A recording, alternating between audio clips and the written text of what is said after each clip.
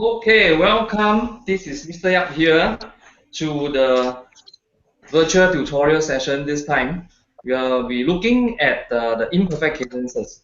The other time, the whole session, we actually have seen how, or rather observe and recognize the structure of how perfect cadence is being built. And then we also, the session, we actually look at interrupted cadence as well as flagger cadence. Right, these two.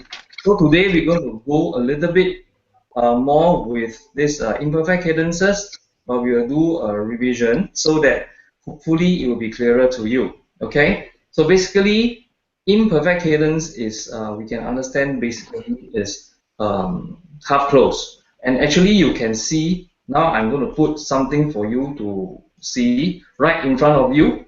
Okay, that you have this imperfect cadence. All right, what is imperfect cadence?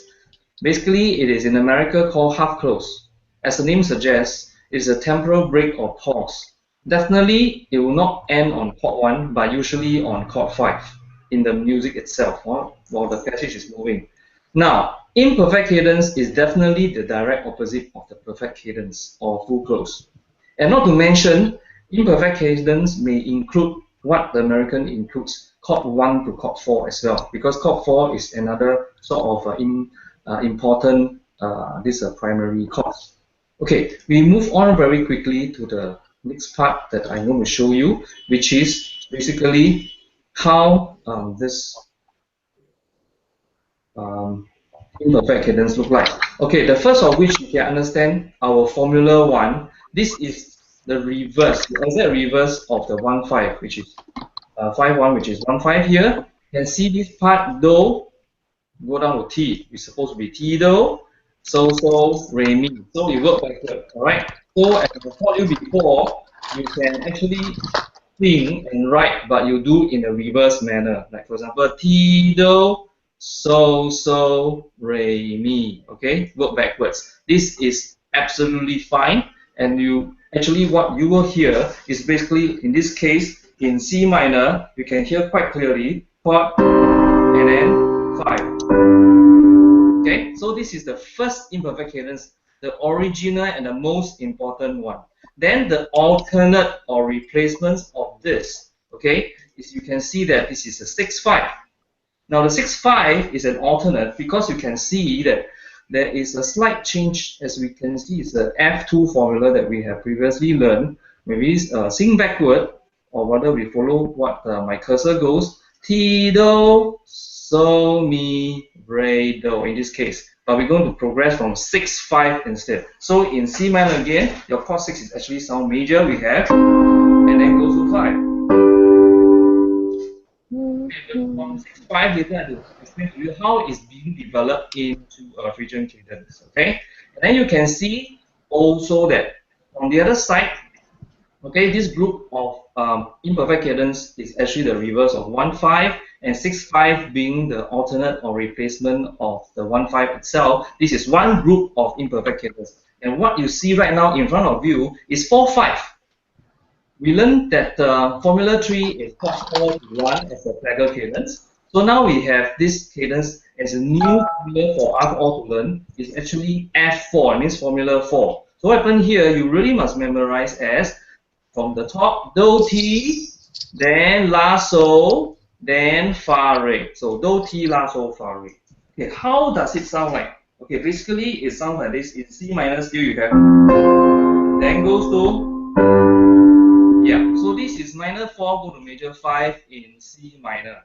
So this is another group of imperfect cadence that begins with chord 4 because it's a follow-up from the previous cadence that we learned, flagger cadence. Formula 3, 4 go to 1 tonic, now 4 go to 5 as a comma, all right, in the music for imperfect cadence. And along with it, out of 4-5, we understand that since chord 1-5 has an alternate for it at 6-5, chord 4-5 is the same. You will have chord 2 goes to 5 as an alternate or a good replacement of chord 4 goes to 5. In this case, I'm showing you in C major. So how does it sound like? You'll sound like this. So the formula this time, you can understand from just now, formula 3, do, ti, la, sol, fa, re. There's no more do, we only have re. So therefore, it will be re take over do, because chord 2 they don't have a tonic. So re, ti, and then la, sol, and fa, re. Okay, so you only have one melodic tendency here. The rest is to help, in 2 to 5, is to help prevent there are some grammatical errors. But one thing to note, as you can see over here, the fa re, when fa re is at the top of the soprano, it will create exposed to, but allowable. Okay, this is how it looks like and how it sounds like for 2/5. And then we also learned during lecture time and also the previous tutorials that when you come to first inversion in the inverted cadences you can see over here, we also do have imperfect cadence with inversion. So in this case, we have 1B goes to 5, the one that we just now revised, 1/5, 1 root go to 5, now it's 1B5. We also learned as well 6B to 5B, both having first inversion. We also learned 4B5, this is the one that we're going to look at it on freedom cadence. Along with it, we can have 4B goes to 5B, and the replacement chord for 4B to 5 or 4/5, you can use 2B to 5. So now we go into this Phrygian cadence. Now the Phrygian cadence will usually not follow formula really, okay?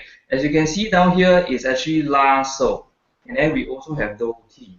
But along with it, as we can see from here, okay, the Sol down here, we have, in this case, it is E minor, isn't it? So instead of Fa go to Re or Fa go to Mi, this Fa rises up to Sol, okay?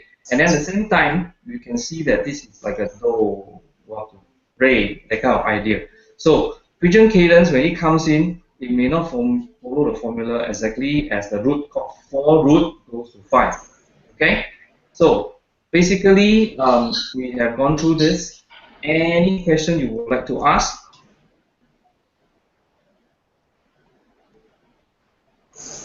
Not at all. Healing, anything?